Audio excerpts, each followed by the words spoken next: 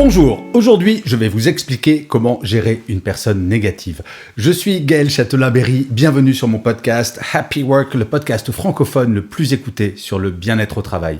N'oubliez pas, en audio, Happy Work c'est une quotidienne, donc n'hésitez pas à aller sur vos plateformes préférées, Apple Podcasts, Spotify, Deezer, celle que vous voulez, et à vous abonner pour être au courant de tout ce qui se passe sur Happy Work. Alors, les personnes négatives, je suis persuadé que vous en connaissez certaines.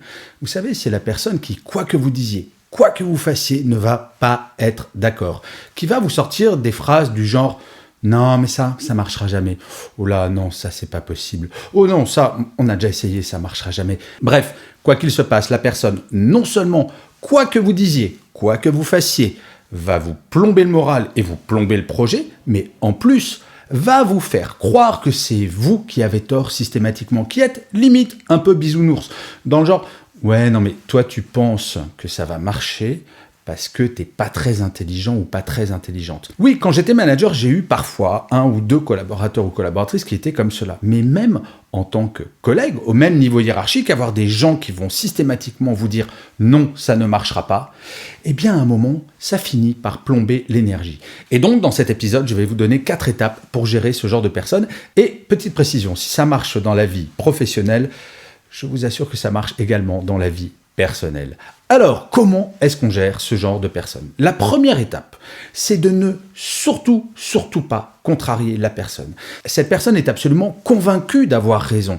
Elle s'est créé un schéma mental qui va faire que quoi qu'il arrive, elle va être négative. Bien souvent, ces personnes sont des gens qui ont peu confiance en elles et vont en fait se rassurer en essayant de ne rien faire. Quel est le meilleur moyen de ne jamais connaître un échec ?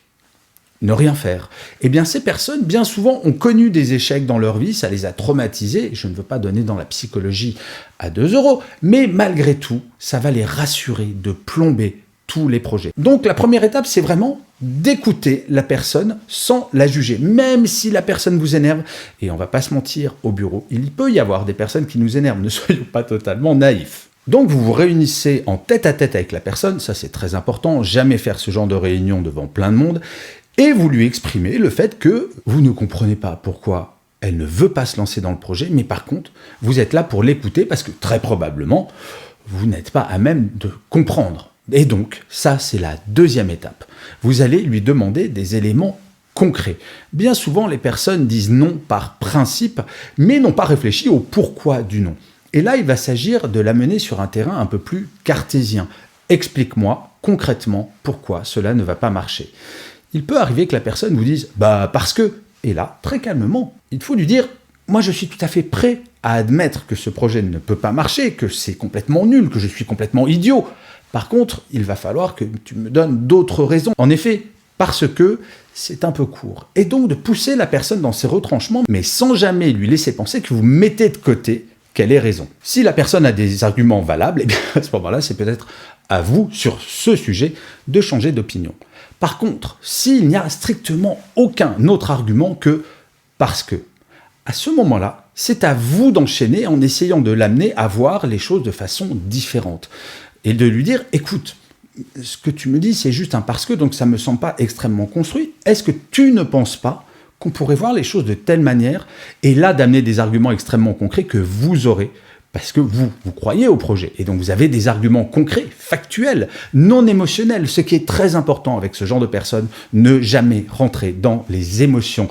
Et donc là, à partir du moment où la personne s'aperçoit qu'elle n'a pas d'arguments concrets, vous ne lui imposez pas la décision. Vous lui dites « ne penses-tu pas que tu pourrais voir les choses de façon différente » et de lui donner des arguments concrets qui vont l'aider à changer d'avis. C'est-à-dire qu'il ne s'agit pas d'opposer deux volontés, la sienne contre la vôtre, mais au contraire de faire évoluer la personne en disant « je comprends qu'a priori tu étais contre, mais voilà tous les éléments qui vont te permettre de changer d'avis sans pour autant renier ta personnalité, ni l'opinion que tu avais avant. » C'est dur en entreprise de changer d'opinion sans passer pour un crétin ou une crétine. Et donc, il faut aider la personne petit à petit à changer d'opinion sans pour autant se sentir humilié.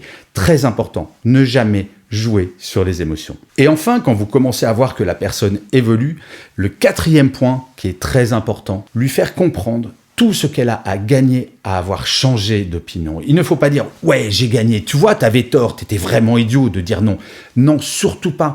Là, ce n'est pas une guerre, il ne s'agit pas d'avoir un vainqueur et un vaincu. Il s'agit de construire ensemble et il faut lui faire comprendre tout ce que la personne aura à gagner à travailler ensemble dans un bon esprit. Par exemple, avec des conclusions de réunion en disant « tu vois, c'était vraiment hyper intéressant parce que grâce à toi, j'ai dû réfléchir au pourquoi de ma décision ». De valoriser la personne dans son attitude tout en lui faisant comprendre bien gentiment que son opinion n'était pas la bonne. Bref, de trouver un terrain d'entente qui va faire que personne ne va se sentir dévalorisé et que, in fine, elle, comme vous travaillez pour un objectif.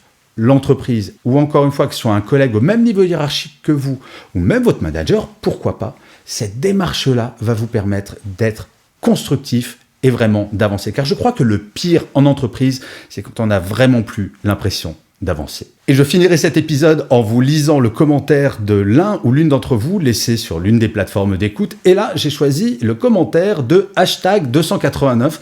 Donc j'imagine que c'est en référence à l'un des épisodes. Et #289 me dit « D'excellents conseils, merci pour tout. N'hésitez plus, appuyez sur play ». Alors #289, 1000 merci. Bien sûr, appuyer sur play, c'est génial, mais le truc encore plus important, et ça j'insiste, et j'en suis désolé, ça fait très publicitaire, mais si vous voulez que Happy Work dure encore longtemps, il est très important de vous abonner, de laisser des commentaires, de partager, de parler autour de vous de Happy Work.